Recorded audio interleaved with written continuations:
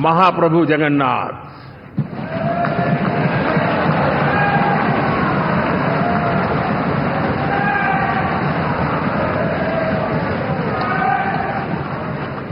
और मैंने अनुभव किया हमेशा, मैं हमेशा मानता हूं ईश्वर के अनेक रूप होते हैं, लेकिन जब मैं भगवान महाप्रभु जगन्नाथ जी को याद करता हूं तो मैं हमेशा मानता हूं ये गरीबों के देवता है।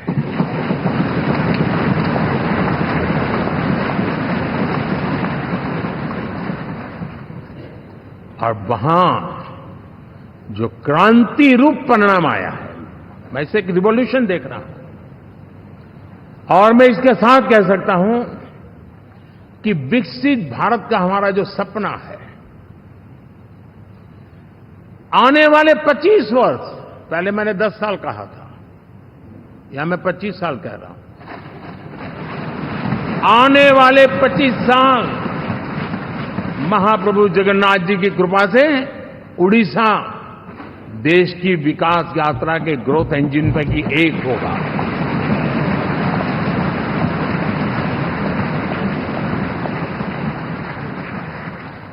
साथियों, हम लोग जब 4 जून के नतीजे चल रहे थे, मैं तो अपने काम में कुछ व्यस्त था, बाद में फोन आना शुरू हो गए, तो मैंने किसी को पूछा, यार ये तो ठीक है आंकड़े वांकड़े, तो मुझे ये बताओ कि ईवीएम जिंदा है कि मर गया?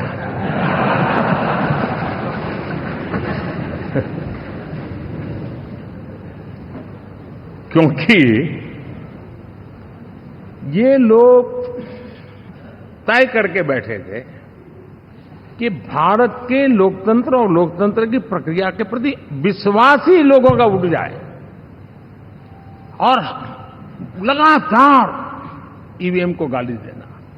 और मुझे तो लगता था कि शायद इस बार वो ईवीएम की अर्थी निकाय जुलूस निकालेंगे, लेकिन 4 जून शाम आते आते उनको ताले लग गए, ईवीएम ने उनको चुप कर दिया।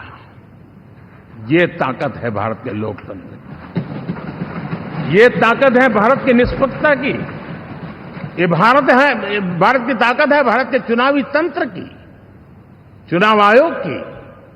और मैं मानता हूं कि ये, आशा करता हूं कि 5 साल तो अब ईवीएम शायद मुझे नहीं सुनाई देगा, लेकिन जब 29 में हम जाएंगे तो फिर से शायद ईवीएम को लेकर के नाचने की शुरुआत करेंगे, क्योंकि इनके सुधरने की संभावना बहुत कम है। आप देखिए, चुनाव के समय मैंने पहली बार देखा, शायद हर तीसरे दिन इलेक्शन कमीशन के काम में रुकावट आए, इसके लिए सुप्रीम कोर्ट के दरवाजे खटखटाए गए, भांति भांति की एप्लीकेशन, और एक ही टोली थी। और लोकतंत्र के प्रति जिनका भरोभार अविश्वास है, ऐसे लोग सुप्रीम कोर्ट का उपयोग करते हुए कैसे रुकावट डाले, इसका निरंतर प्रयास करते रहे। और चुनाव आयोग की ताकत का एक बड़ा हिस्सा अदालतों में, इस पीक अवर्स में, चुनाव के पीक अवर्स में, यानी कितनी निराशा लेकर के ये लोग मैदान में आए थे कि उन्होंने पूरा हमला उसी इंस्टीट्यूट पे लगा दो, ताकि चुनाव के कोई भी परिणाम आए, हम दुनिया के सामने भारत को भी बदनाम कर लें। ये षड्यंत्र का हिस्सा था दोस्तों, और कभी भी देश उनको माफ नहीं करेगा। साथियों, इंडी गठबंधन वाले जब ईवीएम का विरोध करते हैं तो मैं सिर्फ एक चुनाव के रूप में नहीं देख रहा। मैं मानता हूं ये लोग मन से पिछली शताब्दी के सोच वाले लोग हैं। वे टेक्नोलॉजी को हम महत्व न समझते हैं, न टेक्नोलॉजी स्वीकार करने को तैयार है। और ये सिर्फ ईवीएम में दिखाई दिया, ऐसा नहीं, यूपीआई में दिखाया। जब हमने कहा कि हिंदुस्तान के लोग डिजिटल ट्रांजैक्शन करेंगे, फिनटेक की दुनिया में आज हिंदुस्तान का नाम हो गया, मानने को तैयार नहीं। आधार आज देश की एक पहचान बना है। मैं तो देख रहा हूं कि मुझे कई देश कहते हैं कि हमें आधार की पद्धति से आगे बढ़ना है, आप कैसे मदद कर सकते हैं। उस आधार को रोकने के लिए सुप्रीम कोर्ट में बार जाकर के परेशानियां पैदा की। यानी मूलतः ये प्रगति के विरोधी, आधुनिकता के विरोधी, टेक्नोलॉजी के विरोधी इंडी अलायंस हमने देखा है। साथियों, इस देश के लिए ये भी चिंता का विषय है कि विश्व में भारत के लोकतंत्र की ताकत को कम आंकने का प्रयास, और कितना एक्सट्रीम है।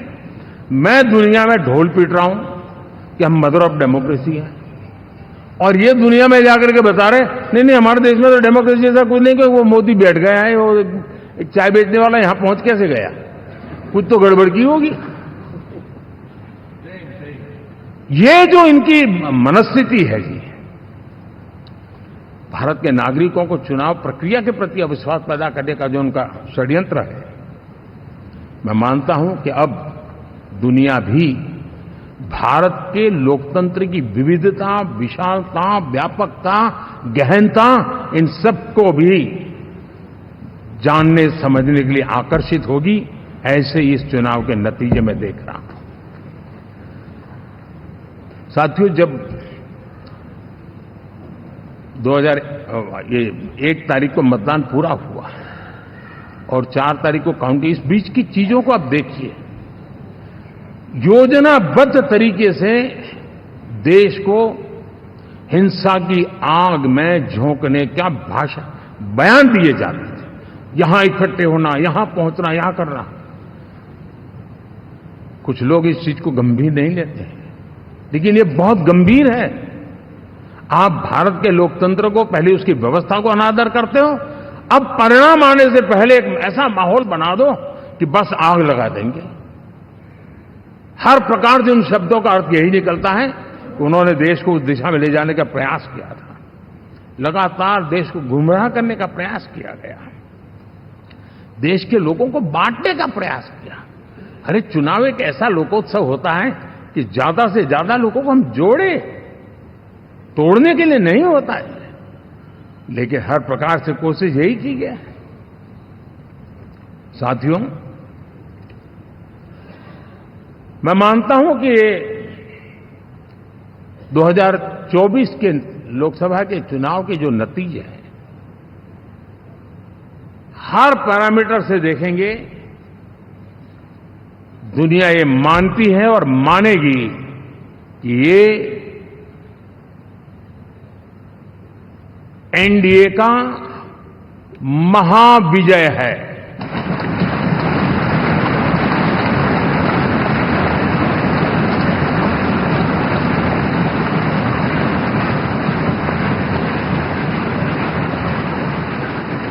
और आपने देखा 2 दिन कैसा चला, जैसे हम तो हार चुके हैं, गए।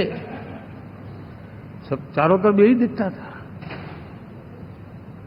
क्योंकि उनको अपने कार्यकर्ताओं का मोरल हाई करने के लिए ऐसे काल्पनिक परेड ये करने पड़ रहे हैं। और साथियों, गठबंधन के इतिहास में अगर आंकड़ों के हिसाब से देखें तो ये सबसे मजबूत गठबंधन की सरकार है।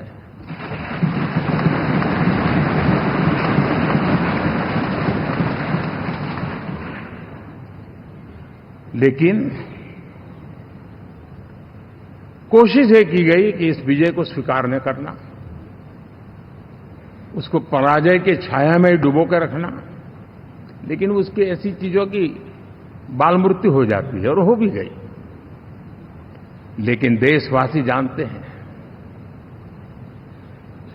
कि न हम हारे थे, न हम हारे हैं।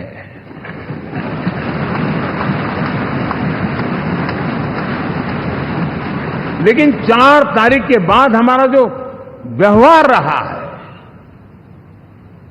वो हमारी वो पहचान बताता है कि हम विजय को पचाना जानते हैं।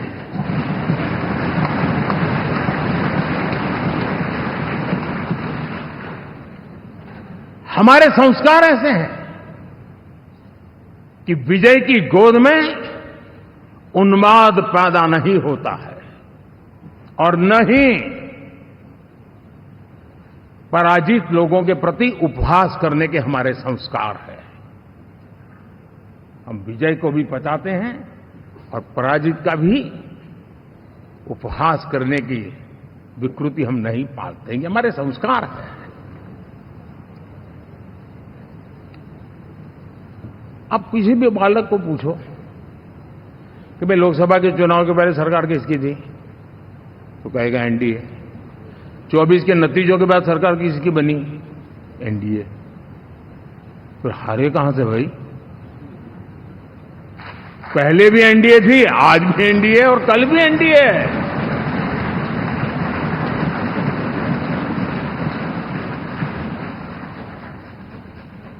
आप सोचिए 10 साल बाद भी कांग्रेस 100 के आंकड़े को नहीं छू पाई।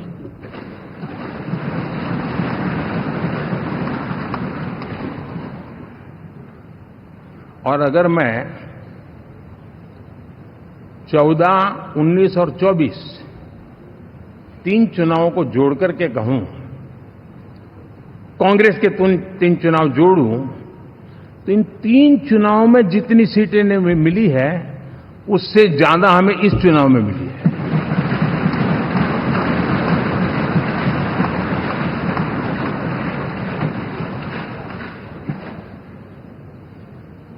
और मैं साफ देख रहा हूं साथियों, एनडीए वालों को अंदाज नहीं है।